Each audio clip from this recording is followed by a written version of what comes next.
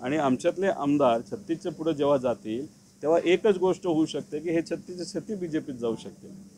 बाकी दुसरा आकडा कशाला लागतो? त्याला काय आकड्यात तुम्ही खोलात जाऊ नका। त्या सदाभाऊ खोतांना मला सांगायचं आहे की तुम्ही मर्यादित राहा। मराठी बाणा आणि रांगडी भाषा दाखवायची असेल तर आम्ही आमच्या पद्धतीने दाखवू शकतो। बारामतीच्या विधानसभेमध्ये फक्त अजितदादा जिंकू शकतात, बाकी कुणीही जिंकू शकत नाही। राहिला प्रश्न लोकसभेचा, बारामतीतली जनता ही हुशार आहे। नाही होणार, अजितदादा ते होऊन देणार असं मी कोणाच्याही फोनवर बोललो नव्हतो।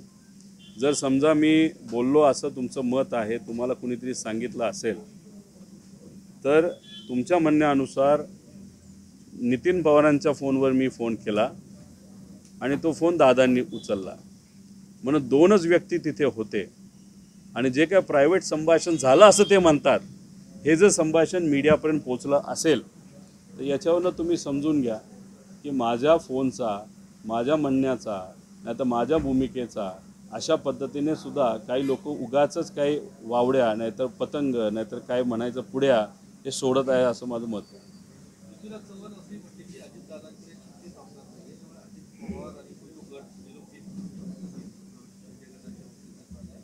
काय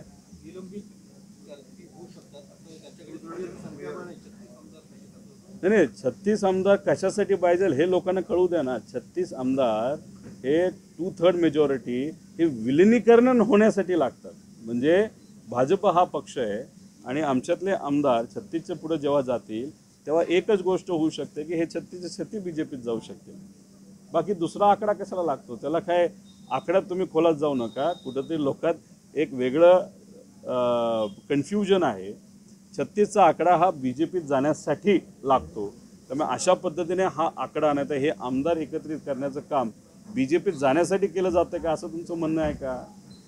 त्यामुळे असं कोणाचं म्हणणं असेल तर त्यांनी त्या बाबतीत स्पष्टीकरण द्यावं। खोत बोलले का ते दुसरा तो चष्मीश कोण बोल? सदाभाऊ खोत काय म्हणले?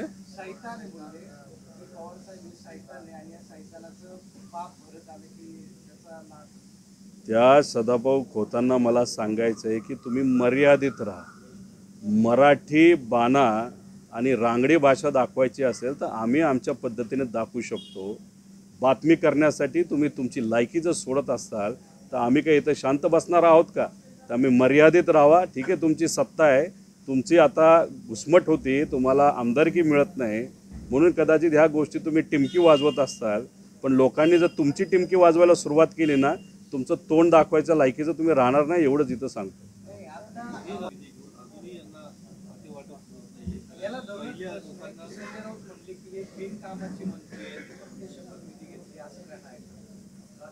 आता याच्यामध्ये शिंदे गटांना काही 9 का 10 मंत्रिपदं मिळाली होती। दुसऱ्यांदा मंत्रिपद देण्यासाठी 1 वर्ष ओलांडलं। आता यांना 9 लोकांना मंत्रिपद दिलेलं आहे, त्यांना मंत्रालय देण्यासाठी 9 दिवस गेलेले आहेत। त्यामुळे आधीचाच प्रश्न अर्धवट असताना आता हा नवीन प्रश्न निर्माण झालेला आहे। हा नवीन प्रश्न निर्माण होत असताना कोणाची हाती आता खाती कमी करणार, कोणाला देणार, कुठली खाती देणार ही चर्चा आता सुरू होणार आहे। त्यामुळे लोकांनाही कळतंय की हा सत्ता संघर्ष आहे, हा खुर्चीचा संघर्ष आहे, हा लोकांसाठी असणारा संघर्ष नाही, हा तुमचे आमचे प्रश्न सोडवण्यासाठी संघर्ष नाही। संघर्ष एका विचाराबरोबर कायम राहण्याचा आहे आणि तो आम्ही त्या ठिकाणी करत आहोत लोकांच्या हिमतीवर। त्यामुळे हा जो सत्तेचा संघर्ष आहे, खुर्चीचा संघर्ष आहे, पदाचा संघर्ष आहे, हा महाराष्ट्रातील लोक उघड्या डोळ्याने त्या ठिकाणी बघत आहेत। आता नवीन मंत्र्यांचं सांगण्यापेक्षा जे मंत्री गेले वर्षभर काम करत आहेत त्यांनी नाही रंगणार। आणि विधानसभेचं पण सांगतो, बारामतीच्या विधानसभेमध्ये फक्त अजितदादा जिंकू शकतात, बाकी कुणीही जिंकू शकत नाही। राहिला प्रश्न लोकसभेचा, बारामतीतली जनता ही हुशार आहे। नाही होणार, अजितदादा ते होऊन देणार नाहीत आणि कदाचित पार सुद्धा ती भूमिका घेणार नाही। एवढा मला विश्वास आहे. बीजेपीली कितीही ताकद लावली, कितीही बीजेपीली एखादा घरातलाच उमेदवार देण्याचा प्रयत्न केला तरी मला विश्वास आहे की दादा कुटुंबाचा विषय बोलतोय म्हणून बोलतोय, भूमिका म्हणून नाही बोलत, दादा त्याचा विरोध त्या ठिकाणी करतील. आजच्या तारखेला तुमच्याकडे किती आमदार आहेत? आम्ही कार्यकर्ते मोजतोय, आम्ही पदाधिकारी मोजतोय, कारण का आमदार हे आपल्या बाजूने राहणं महत्त्वाचं असलं तरी आज सत्ता स्थापन करायची नाही. आज सत्ता स्थापन करायची असेल तर आमदाराची जरूरत आहे. आमदार काय काय भूमिका घेतात, कशी घेत आहेत हे साहेबांच्या कानावर आहे ना.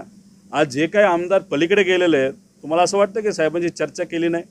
आणि काही आमदारांना कशा कशा अडचणी आहेत हे सांगितल्यानंतर काही ठराविक लोकांच्या बाबतीत कदाचित साहेबांनीच भूमिका घेतली असावी. ठीक आहे, एवढी अडचण असेल तर तुम्ही तात्पुरता विचार करावा.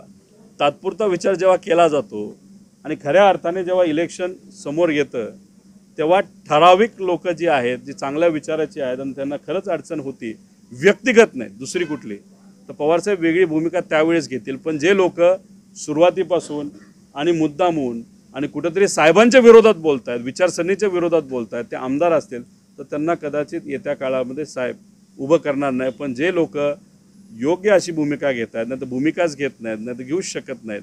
मी मंत्र्यांच्याबद्दल बोलत नाही, मी आमदारांच्याबद्दल बोलतोय. त्याबद्दल नक्कीच योग्य अशी भूमिका घेतील. पण जेव्हा केव्हा सभा होत आहेत, जिथं कुठं होत आहेत, तिथं सुद्धा जे लोक आमिष दाखवून सुद्धा गेलेले नाहीत पदाधिकारी, पवारसाहेबांबरोबर राहिलेले आहेत, त्यांचा सुद्धा विचार येत्या काळामध्ये विविध इलेक्शनमध्ये नाही तर पदाच्या बाबतीत करतील असाही माझ्यासारख्याला विश्वास आहे.